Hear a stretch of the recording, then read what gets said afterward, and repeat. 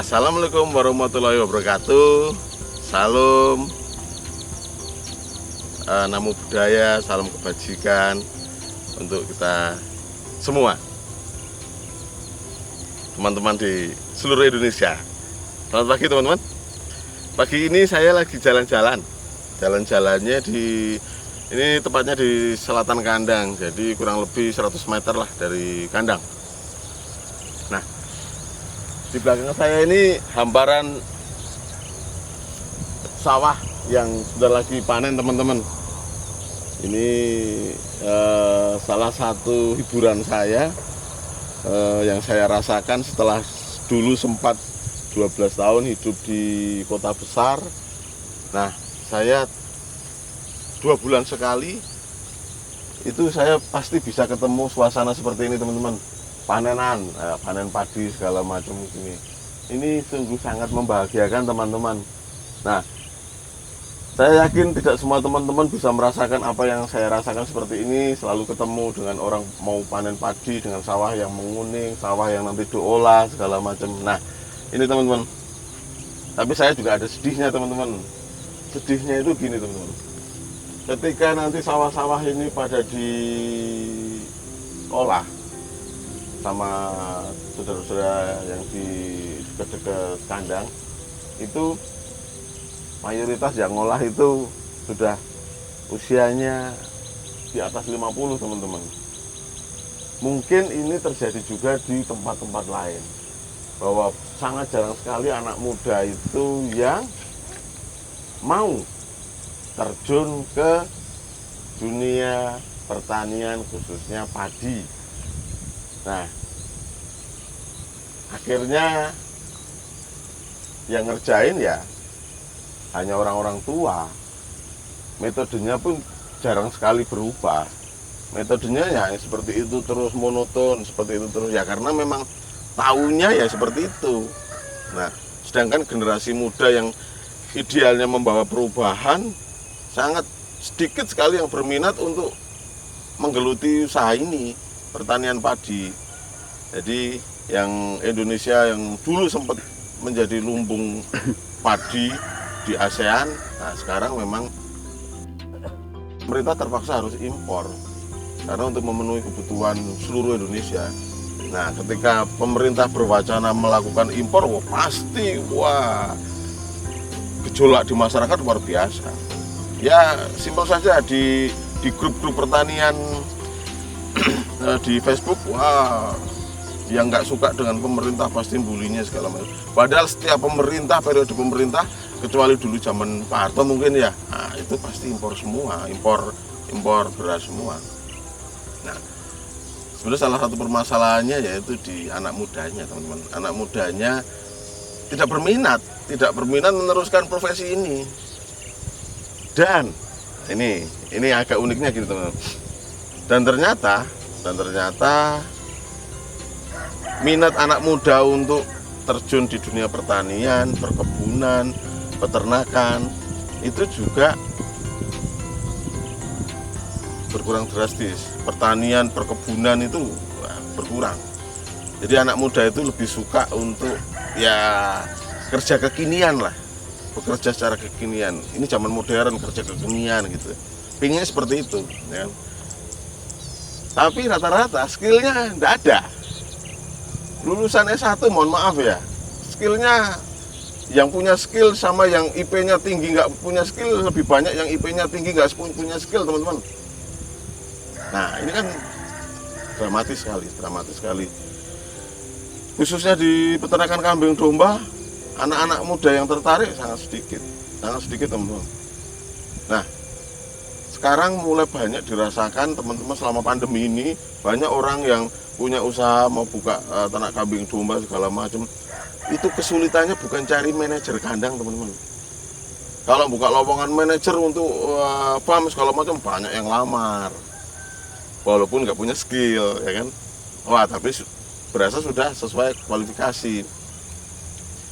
Nah, sedangkan untuk tenaga ahlinya, tenaga kasarnya itu sangat jarang sekali teman-teman yang berminat.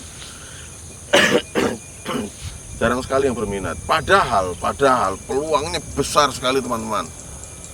peluangnya sungguh sangat luar biasa sebenarnya. Peluang untuk ngurusi pertanian, peternakan sungguh luar biasa. Nah, ini seperti ini teman-teman. Saya cuma mau simple ya. Ini dari lahan padi seperti ini, lahan sawah seperti ini ada limbah nanti yang namanya limbah jerami padi. Nah, jerami padi ini kalau dimanfaatkan secara optimal dengan cara nanti difermentasi segala macam atau hanya sekedar dibikin hay gitu, itu sangat membantu para peternak sapi. Jadi mereka tidak setiap hari harus mencari pakan, karena satu ekor sapi itu kalau saya bandingkan itu sama dengan ngasih makan 20 ekor domba, teman-teman.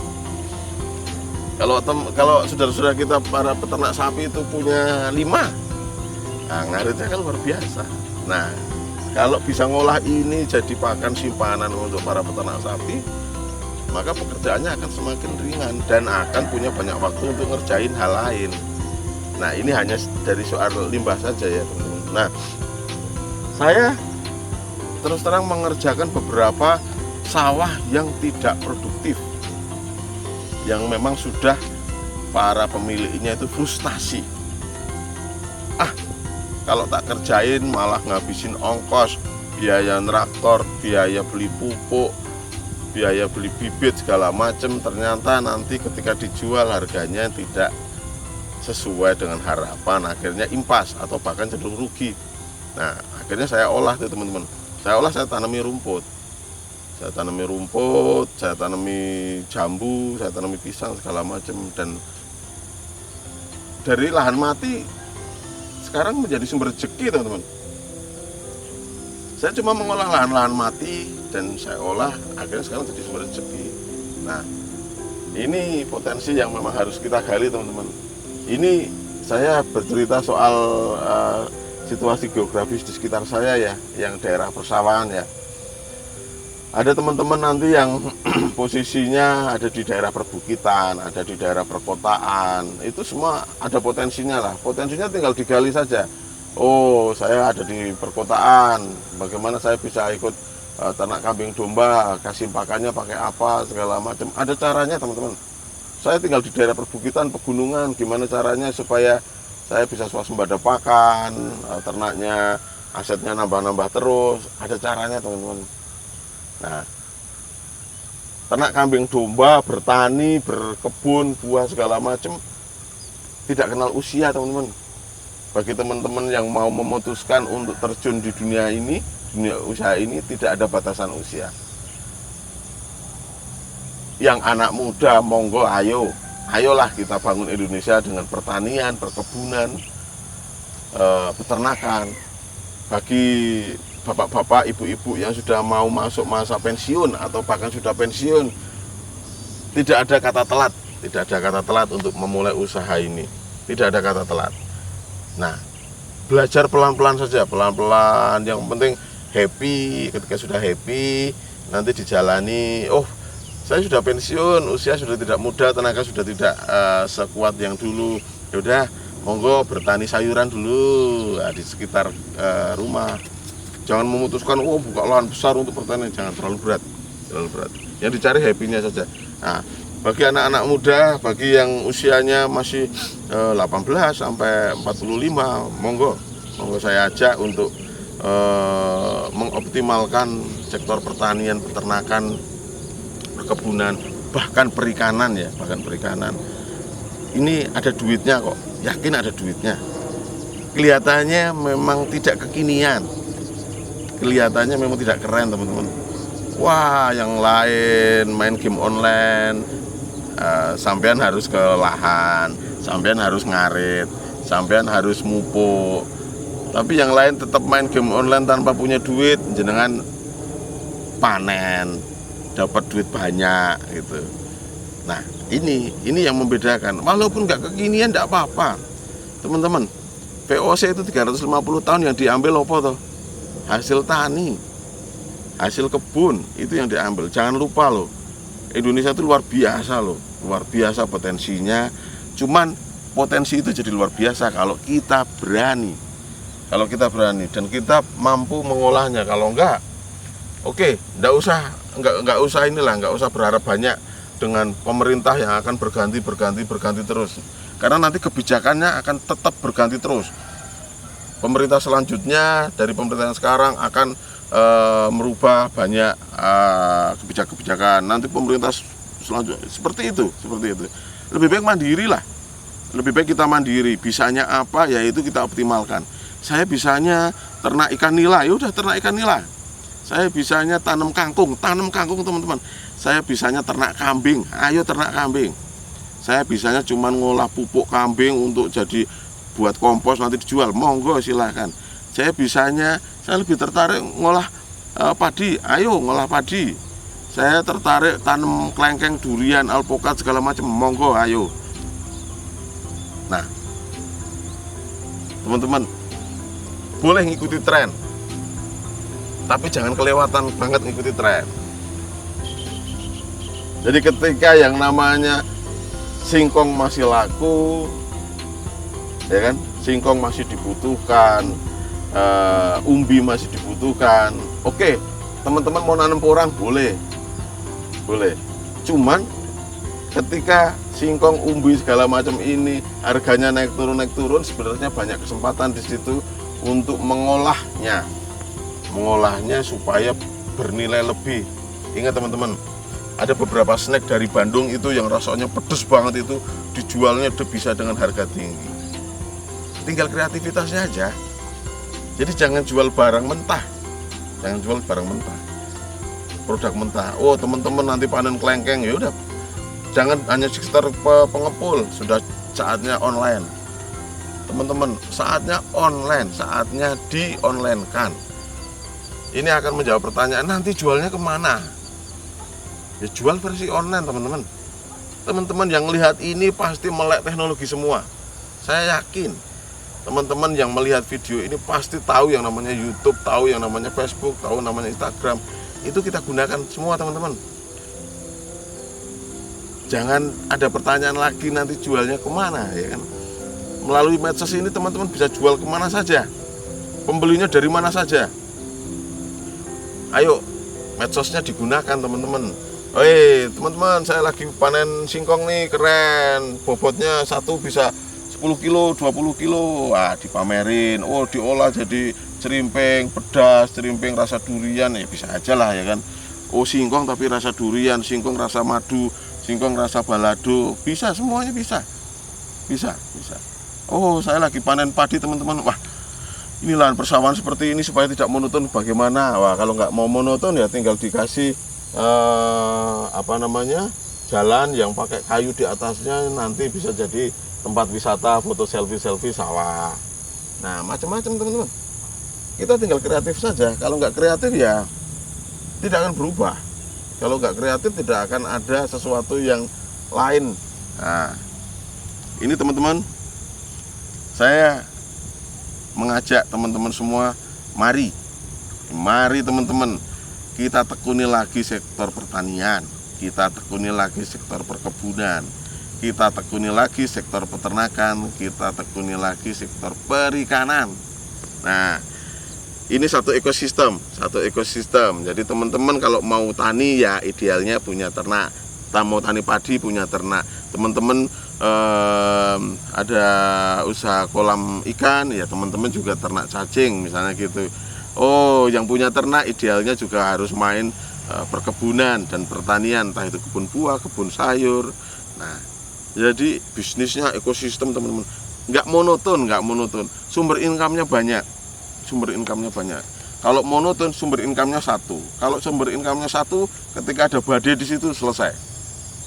Itulah yang sering dirasakan para petani padi ketika dia bisnisnya cuma satu, yaitu nanam padi. Ketika padinya panen raya, ketika mau momen besar di negara kita, misalnya mau lebaran segala macam, untuk menjaga stok, pemerintah akhirnya ngimpor. Teman-teman, yang di negara luar yang diimpor itu teknologinya lebih maju teman-teman. Akhirnya biayanya lebih murah ngurusinya. Ketika mereka jual harganya padi itu lebih murah, jual harga jagungnya lebih murah, jual harga gandumnya lebih murah daripada kita, ya memang wajar orang mereka produksinya dengan biaya murah. Nah kita kan biayanya produksinya sudah tinggi. Pupuk hanya ngandelin pemerintah. Nah kita jarang banget mau ngolah pupuk yang di kandang kita untuk ditebar di lahan. Metodenya pun kita juga masih metode jarang sekali di-upgrade. Akhirnya ongkosnya lebih banyak gitu. Nah ini semua tujuannya supaya di Indonesia itu semakin berkuranglah penganggurannya. Nggak perlu cari kerjaan di tempat lain teman-teman. Di sekitar kita ini banyak pekerjaan. Nggak usah malu-malu teman-teman, nggak usah malu-malu. Wah saya ini sudah kena pandemi, kena pemutusan hubungan kerja, saya nggak bisa apa-apa segala macam. Jangan menyerah, jangan menyerah. Nah, ada banyak peluang, ada banyak cara. Tapi ingat semua harus dilakukan secara tertata. Semua harus dimulai dari sedikit-sedikit. Jangan wah mumpung ini wah, jangan. Semua bertahap-bertahap. Mau menekuni pertanian, mau menekuni perkebunan buah, perkebunan sayur, mau perikanan, mau ngurusi ternak. Pokoknya jangan mainnya total football. Mainnya sedikit-sedikit dulu. Oh sudah fase baru gasnya digedein. Itu teman-teman. Nah teman-teman ini apa ya cerita pagi ini. Nah, semoga teman-teman yang nonton video ini kembali bersemangat, kembali yakin, kembali nanti mantep hatinya untuk kita berkarya di sektor pertanian, perikanan, perkebunan, dan peternakan. Teman-teman, kita bisa membangkitkan ekonomi Indonesia, ekonomi kerakyatan dari 4 sektor itu teman-teman.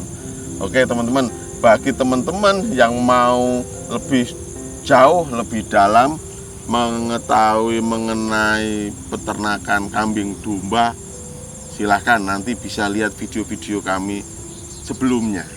Atau silahkan bisa main ke kandang kami 78 Farm Jogja, itu ada di Kabupaten Sleman. Nah, nanti bisa lihat di kolom deskripsinya. Bagi rekan-rekan yang mau ngontak kami, silahkan bisa kontak via WA. WA-nya ada di bawah.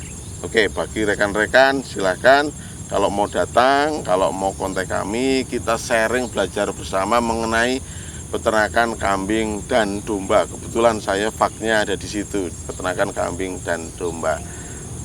Terima kasih teman-teman, semoga bermanfaat. Kita berdoa bersama supaya kita sukses bersama. Semangat Indonesia!